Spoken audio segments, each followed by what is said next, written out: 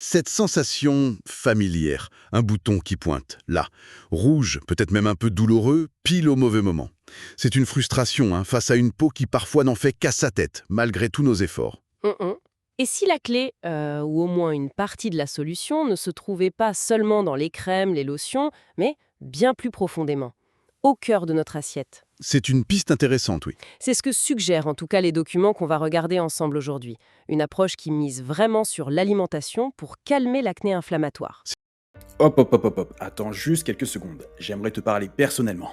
Je vais te l'avouer, je préfère passer du temps à guider mes élèves plutôt que de passer du temps à faire du YouTube. Car tout écrire, tout filmer, tout monter, c'est du temps que je veux prendre pour réellement aider les plus motivés, pour aider les vraies personnes qui m'entourent, qui sont à côté de moi, mais surtout qui me font confiance. Alors j'utilise un outil pour m'aider à synthétiser mon meilleur contenu. Ne t'inquiète pas, chaque mot ici, je l'ai écrit, je l'ai relu, retouché, validé. C'est juste que c'est pas ma voix et c'est juste que je sais que ce contenu peut changer des vies. Alors, je te partage que le plus utile.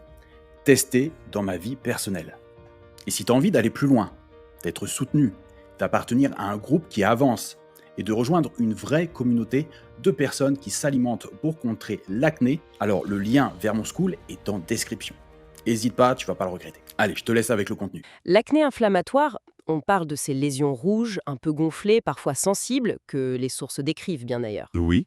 Ce n'est souvent que la partie visible de l'iceberg. Ça peut être le signe d'une inflammation plus générale à l'intérieur du corps. Ah d'accord. Les documents qu'on a analysés, ils pointent vers des facteurs comme les hormones, bien sûr, c'est connu, mais ils insistent aussi beaucoup sur le rôle potentiel d'une alimentation qui serait pro-inflammatoire. Donc l'idée, si je comprends bien, c'est pas de se lancer dans des régimes hyper stricts, frustrants, mais plutôt de faire des changements malins dans l'assiette.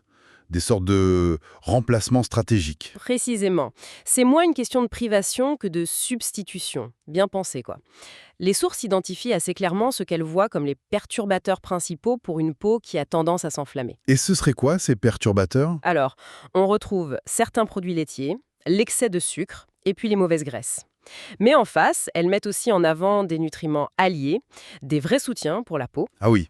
Comme quoi, par exemple, notre exploration va justement voir comment intégrer au mieux ces éléments bénéfiques. Très clair. Alors, allons-y, plongeons dans le concret. Les documents proposent une sorte de boîte à outils nutritionnelle avec plusieurs pistes pour viser une peau plus nette. Explorons ça. On peut commencer par un légume-fruit très coloré, souvent apprécié, Hmm. la tomate, Elle est présentée un peu comme un bouclier antioxydant. un bouclier, oui, parce qu'elle est gorgée d'eau déjà, ça c'est bon pour l'hydratation générale de la peau, mais surtout elle contient du lycopène. C'est un antioxydant puissant, c'est lui qui donne la couleur rouge et il est réputé anti-inflammatoire. D'accord. Et une suggestion intéressante des sources, c'est de la manger avec un filet d'huile d'olive. Ah oui, pourquoi cette association avec l'huile d'olive? C'est spécifique? Parce que le lycopène est liposoluble, c'est-à-dire qu'il est mieux absorbé par notre corps quand il y a des matières grasses. Donc l'huile d'olive aide à mieux l'assimiler, on profite mieux de ses bienfaits, quoi. C'est une belle synergie alimentaire. Intéressant. Par contre, concernant l'idée d'appliquer la tomate directement sur la peau, ou des glaçons de tomate, comme mentionné dans une source, notre analyse suggère d'être prudent. Ah bon? Oui, ça sort un peu du cadre nutritionnel et on manque de validation dermatologique claire dans le contexte donné. Donc, restons peut-être sur ce qui se passe dans l'assiette. Message reçu, on reste sur l'assiette. Alors, deuxième suggestion, qui fait le lien d'ailleurs, l'huile d'olive extra vierge, qualifiée de hors liquide anti-inflammatoire dans nos notes, ça sonne bien. Très puissant avec des effets anti-inflammatoires prouvés. D'accord. C'est une source de bons gras essentiel pour lutter contre l'inflammation chronique, y compris celle qui peut toucher la peau. C'est un pilier du régime méditerranéen reconnu pour ses bienfaits santé. Après les tomates et l'huile d'olive qui jouent sur les antioxydants et les bons gras, les sources nous parlent d'une autre catégorie. Euh, les oléagineux, les noix, amandes, noisettes, pécans, noix du Brésil, il y en a plein. Qu'est-ce qu'elles apportent de spécial? C'est une excellente transition, oui. Ces oléagineux, ils sont mis en avant pour leur richesse en vitamine E. C'est un autre antioxydant majeur qui protège les cellules de la peau. Ils apportent aussi des minéraux comme le sélénium, surtout les noix du Brésil, et le zinc, et puis aussi de bons acides gras. Les sources les voient comme une super collation, plus saine que les trucs sucrés ou trop gras. Bon pour la peau et ça cale bien. Idéal pour le petit creux de 11 heures alors. Exactement. Par contre, un petit bémol soulevé dans l'analyse, les quantités idéales ne sont pas toujours très claires dans les sources. Une poignée par jour, c'est souvent une bonne indication, mais il faut rester raisonnable. La modération, toujours. Un autre point qui revient souvent quand on parle d'acné, ce sont les produits laitiers. Qu'est-ce que les sources en disent? Ah oui, le sujet délicat. Pour les personnes qui suspectent un lien entre leur conso de produits laitiers, surtout le lait de vache, et leur poussée d'acné, les sources suggèrent d'essayer des alternatives végétales. Comme le lait d'amande ou de soja. Plutôt lait d'amande ou lait d'avoine non sucré de préférence qui sont cités. Ils sont vus comme des options potentiellement plus douces pour la peau, en évitant certains facteurs inflammatoires que pourraient contenir les produits laitiers pour certaines personnes sensibles. C'est vraiment une piste à explorer individuellement. D'accord, c'est très personnel. Et maintenant, une suggestion qui va peut-être faire plaisir, le chocolat noir. Mais attention, il y a une condition importante, non? Absolument cruciale cette condition, il ne s'agit pas de n'importe quel chocolat, attention. La source insiste bien d'un chocolat noir de haute qualité. Et l'analyse suggère même de viser au moins 70% de cacao. 70% minimum, pourquoi cette précision? C'est simple, c'est le cacao pur qui est la mine d'or d'antioxydants, surtout les flavonoïdes. Plus le pourcentage de cacao est haut, plus il y a de ces composés bénéfiques et moins il y a de sucre ajouté. Et le sucre, lui, on sait qu'il peut être pro-inflammatoire. C'est fou de voir comment un aliment plaisir peut être un allié si on fait le bon choix. Ça montre qu'il faut regarder les étiquettes. Il y a même des chiffres qui circulent sur le pouvoir antioxydant du cacao, l'indice ORAC, qui le place bien au-dessus de fruits comme les myrtilles. Tout à fait, cet indice ORAC mesure la capacité à neutraliser les radicaux libres. Et oui, celui du cacao de qualité est exceptionnel. La source le qualifie même de secret anti-âge. Elle suggère une consommation modérée, 2 petits carrés après le repas par exemple. 2 carrés, ça va, c'est raisonnable. Par contre, le chocolat au lait, ou le blanc, avec peu de cacao et beaucoup de sucre et de lait, n'offre pas du tout les mêmes avantages. Voire, il pourrait avoir l'effet inverse. Donc qualité et pourcentage de cacao avant tout, compris. Après le chocolat, les sources nous ramènent vers des couleurs plus vives avec les fruits rouges. Oui, fraises, framboises, myrtilles, mûres. Frais ou surgelés d'ailleurs, c'est très pratique en surgelé pour les smoothies, comme le suggère une source. Leur grand atout, c'est leur richesse en vitamine C. La vitamine C, importante pour la peau. Indispensable. Pour fabriquer le collagène, c'est la protéine clé pour la structure, la fermeté, la réparation de la peau. Et en plus, ils sont pleins d'anthocyanines, ces pigments qui leur donnent leur couleur, qui sont aussi de super antioxydants et anti-inflammatoires. Un vrai cocktail beauté en somme. Ensuite, on passe aux poissons gras avec le saumon comme star.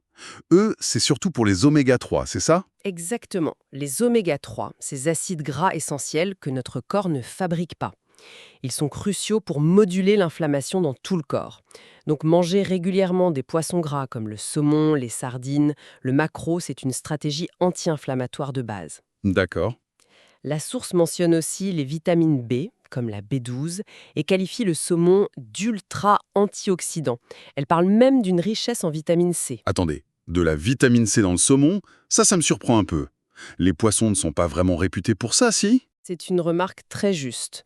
Et l'analyse critique des sources note bien que cette affirmation est inhabituelle. La vitamine C, on la trouve surtout dans les fruits et légumes frais. Le saumon est une excellente source d'oméga 3, de vitamine D, de vitamine B, oui, mais pas vraiment de vitamine C de manière significative. Ok, c'est bon à savoir. C'est important de le préciser, même si la source le mentionne. L'élément clé à retenir ici, ça reste vraiment l'apport fondamental en oméga 3 pour leur action anti-inflammatoire. Très bien, on retient les oméga 3 pour les poissons gras. Suggestion suivante, un substitut au sucre. Le sirop d'agave, qu'est-ce qu'on en pense? Alors là, prudence et de mise. La source le cite comme une alternative possible au sucre blanc, peut-être juste une question de goût, sauf que l'analyse critique apporte une nuance très importante. Laquelle? Un peu à l'encontre du but anti-inflammatoire. Potentiellement oui, surtout si on en consomme beaucoup. Si le but est de réduire l'impact du sucre sur l'inflammation, le sirop d'agave n'est peut-être pas le meilleur choix. D'autres options avec un index glycémique plus bas, ou simplement réduire le sucre en général, seraient plus logiques dans une démarche anti-acné. C'est un point très important à clarifier. Merci pour cette nuance. On passe à une pratique matinale proposée, un rituel détox avec du citron. Ça intrigue, ça? Oui, l'idée décrite, c'est de boire le matin à jeun le jus d'un demi-citron ou d'un citron entier dilué dans de l'eau tiède, parfois avec du curcuma ou du gingembre en plus. Et l'objectif serait quoi? L'intention avancée dans la source, c'est d'aider le foie à se nettoyer des excès de la veille et, par ricochet, d'améliorer la peau. Et qu'on dit l'analyse un peu plus critique. Elle souligne que l'idée d'un nettoyage du foie n'est pas vraiment appuyée par des preuves scientifiques solides citées dans le document source. Le concept de détox du foie, c'est souvent plus marketing que scientifique, soyons clairs. D'accord. Ceci dit, commencer la journée en s'hydratant, c'est toujours une bonne chose. Le citron apporte un peu de vitamine C, ça peut stimuler la digestion chez certains, et l'ajout de curcuma, ça c'est intéressant. Ah oui, le curcuma réputé anti-inflammatoire. Exactement, grâce à la curcumine. Et d'ailleurs, il y a une astuce pour mieux l'assimiler, non? Tout à fait. Et c'est un ajout pertinent de l'analyse. La curcumine seule, elle est assez mal absorbée par le corps. Pour vraiment booster son absorption et son efficacité, il faut l'associer à de la pipérine, c'est dans le poivre noir, et à un peu de matière grasse. Comme de l'huile d'olive ou de coco? Oui, quelques gouttes suffisent. C'est le trio gagnant. Curcuma, poivre noir et un bon gras. Excellent conseil pratique. On approche de la fin de la liste principale. La 10e piste nous emmène sous l'eau, les algues. Les algues, c'est moins courant dans nos assiettes peut-être. Oui, mais elles sont présentées comme de vrais trésors nutritionnels, riches en minéraux, iode, magnésium, calcium, en antioxydants et même en oméga 3 pour certaines, comme la spiruline ou la chlorelle. Bon, sous une forme un peu différente de celle des poissons gras. Et comment on les consomme? La source évoque un potentiel anti-âge et suggère les sushis avec l'algue nori ou alors des tartinades. L'analyse note que la description de la tartinade était un peu vague dans la source, genre une espèce de truc. Une espèce de truc. Ça manque de précision, effectivement. Mais l'idée générale est là. Les algues sont denses en nutriments, potentiellement bons pour la peau et la santé. C'est exactement ça. Et pour finir ce tour d'horizon, un légume vert bien connu est aussi cité, le brocoli. Le 11e élément bonus, en quelque sorte. On peut dire ça. Le brocoli est vanté pour sa richesse en potassium, vitamine C, fibres et aussi des composés soufrés, comme le sulforaphane, qui ont des propriétés détoxifiantes et antioxydantes. Et comment le préparer? Primant. C'est un excellent légume à intégrer dans une assiette anti-inflammatoire. Quelle richesse d'infos. On a une belle palette d'aliments alliés là. Mais au milieu de tout ça, il y a un élément fondamental, presque évident, mais sur lequel les sources insistent vraiment, vraiment beaucoup. Ah oui, l'eau. Indispensable, fondamentale, non négociable. Son importance est martelée dans les documents, c'est vrai. Pourquoi cette insistance? En quoi boire assez d'eau est si capital dans cette démarche anti-acné? Pour plein de raisons liées entre elles. D'abord, l'hydratation interne, c'est vital pour garder l'élasticité de la peau et pour que sa fonction barrière fonctionne bien. Une peau bien hydratée de l'intérieur, elle est plus souple, plus résistante. D'accord? Ensuite, l'eau, c'est le véhicule principal pour éliminer les toxines, les déchets du métabolisme via les reins, la transpiration. Donc bien boire, ça aide ces processus naturels de nettoyage interne qui peuvent jouer sur l'inflammation. Et l'aspect de la peau, j'imagine? Oui, tout simplement. Une peau bien hydratée a l'air plus saine, plus lumineuse, moins terne. Les sources le disent clairement, sans assez d'eau, tous les autres efforts risquent d'être moins payants, surtout si on utilise des traitements anti-acné qui peuvent assécher. C'est logique. Absolument. Il est même suggéré qu'une déshydratation même légère peut fragiliser cette barrière cutanée, la rendant plus réactive, plus sensible. L'eau, c'est vraiment la base sur laquelle on construit le reste. Viser 1,5 à 2 litres par jour, c'est une bonne base, à adapter bien sûr. C'est noté. L'eau comme socle indispensable. Au-delà de ces aliments précis et de l'hydratation, l'analyse des sources eau vive ouvre une porte sur une autre dimension, un lien fascinant entre notre intérieur et notre peau. Oui, tout à fait. Il s'agit de l'axe intestin-peau. C'est un concept qui gagne de plus en plus d'attention en recherche. L'idée de base, c'est qu'un déséquilibre dans notre microbiote intestinal, Notre flore intestinale, quoi. exactement, cette communauté complexe de microbes dans nos intestins, eh bien, un déséquilibre là peut générer une inflammation de bas grade dans tout le corps.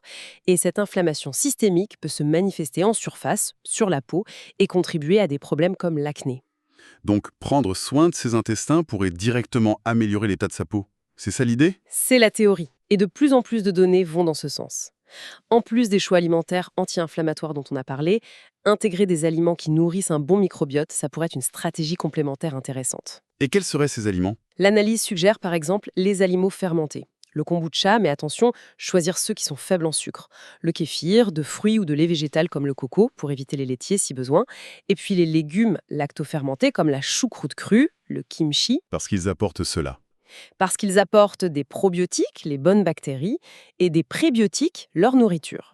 Ça peut aider à équilibrer l'écosystème intestinal et potentiellement à calmer l'inflammation cutanée.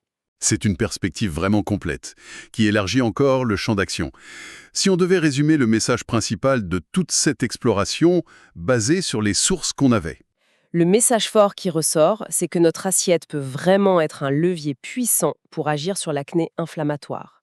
La démarche proposée, elle a deux grands axes en fait. Lesquels? D'une part, choisir activement les aliments qui combattent l'inflammation, ceux qui sont riches en antioxydants, en bons gras comme les oméga 3, en nutriments clés comme le zinc.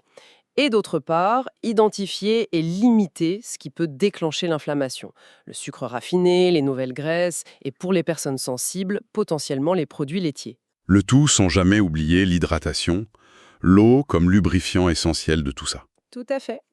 Et peut-être pour finir, une petite invitation à la réflexion personnelle. Ah. Au-delà des listes d'aliments à faire ou à éviter, chaque corps est unique. Est-ce que notre peau, par ses réactions, n'essaie pas de nous envoyer un message spécifique sur nos propres besoins? Se mettre à l'écoute, vraiment. Observer les liens personnels entre ce qu'on mange, le stress, le sommeil et l'état de sa peau. Cette exploration individuelle, ça pourrait bien être l'étape la plus révélatrice, la plus déterminante peut-être, dans la quête d'un mieux-être cutané qui dure. Alors oui, hein, si mon visage te dit quelque chose, c'est tout à fait normal. Je suis sur YouTube depuis plus de 10 ans, et oui, je parle de plusieurs sujets. Car j'ai plusieurs passions, et ça, je peux pas le cacher. Parce que chaque sujet, chaque combat que j'ai traversé, c'est réellement une brique de mon identité. Je parle de ce que j'ai vécu, de ce que j'ai testé, validé, et même parfois, on va s'avouer, un peu foiré. Mais surtout, je te partage ce qui fonctionne réellement. Et si ça a fonctionné pour moi, j'ai deux bras, j'ai deux jambes comme toi, bah ça va aussi fonctionner pour toi. Et ma mission aujourd'hui, elle est très très simple, hein, t'éviter de galérer et appliquer directement ce qui fonctionne. Alors, je fais des lives tous les jours sur School sur ces différents sujets pour partager du concret. Alors, pas théorique, hein, que de l'humain et de la mise en pratique. Je suis quelqu'un de très simple, tu vois, pas de posture de moi je sais tout, juste un mec qui est déjà passé par là et qui a tout testé. Et surtout qui a trouvé des solutions que tu peux toi aussi mettre en place dès aujourd'hui. Et oui, hein, parmi tous ces combats que j'ai livrés, il y en a un qui m'a marqué peut-être un peu plus que les autres, bah, ça va être ma peau. L'acné, les complexes, la frustration, je sais exactement ce que tu ressens. J'ai fait 3 cures de Roaccutane sans réel résultat. Et ce que j'ai découvert avec le temps, c'est que l'alimentation, c'est une arme redoutable et bien plus efficace que n'importe quel médicament.